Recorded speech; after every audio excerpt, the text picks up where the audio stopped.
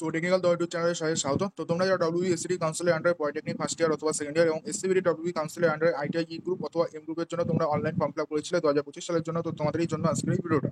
তো তোমাদের যেটা মেরিট লিস্ট প্রকাশিত হওয়ার কথা ছিল আইটিআই সেপারেট এবং পলিটেকনিকের সেপারেট, যেটা প্রকাশিত হওয়ার কথা ছিল 7 আগস্ট, ঠিক আছে।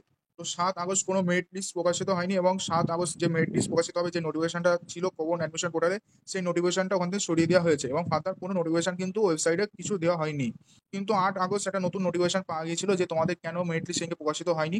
কিছু ছাত্রছাত্রীদের একটা মেল পাঠানো হয়েছে। তো আজকের এই বিষয়ে মেলটা সম্পর্কে তোমাদের জানাবো কি বলা হয়েছিল সেখানে, এবং তোমাদের মেরিট লিস্ট কবে প্রকাশিত হতে পারে এবং কাউন্সিলিং কবে থেকে শুরু হতে পারে, এই বিষয়ে আজকের ভিডিওতে আলোচনা করবো। তো তোমরা যারা আইটিআই অথবা পলিটেকনিক নিয়ে এই বছর অ্যাডমিশন নিতে চাইছো, তোমাদের সবার জন্য আজকের ভিডিওটা খুবই গুরুত্বপূর্ণ হতে চলেছে। শেয়ার করলো ভিডিওটা অবশ্যই এন্ড অবধি দেখো। তো যারা ওবিসি ক্যান্ডিডেট আছো, মানে ওবিসি দিয়ে তোমরা অনলাইন ফর্ম ফিল আপ করেছিলে আইটিআই অথবা পলিটেকনিক, তোমাদের সবাইকে একটা মেল পাঠানো হয়েছিল যে তোমাদের ওবিসি সার্টিফিকেটটা রি ইস্যু অথবা রিভ্যালিডেশন করে একেবারে ফ্রেশ সার্টিফিকেট তোমাদের 14/8-এর মধ্যে তোমাদের আপলোড করতে হবে, ঠিক আছে, 14/8-25।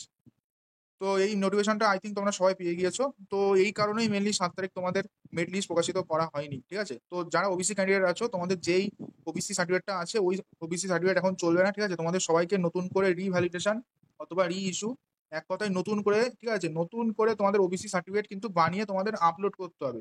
তো এই আপলোডের লাস্ট ডেট কবে দিয়েছে? 14/8-2025, ঠিক আছে।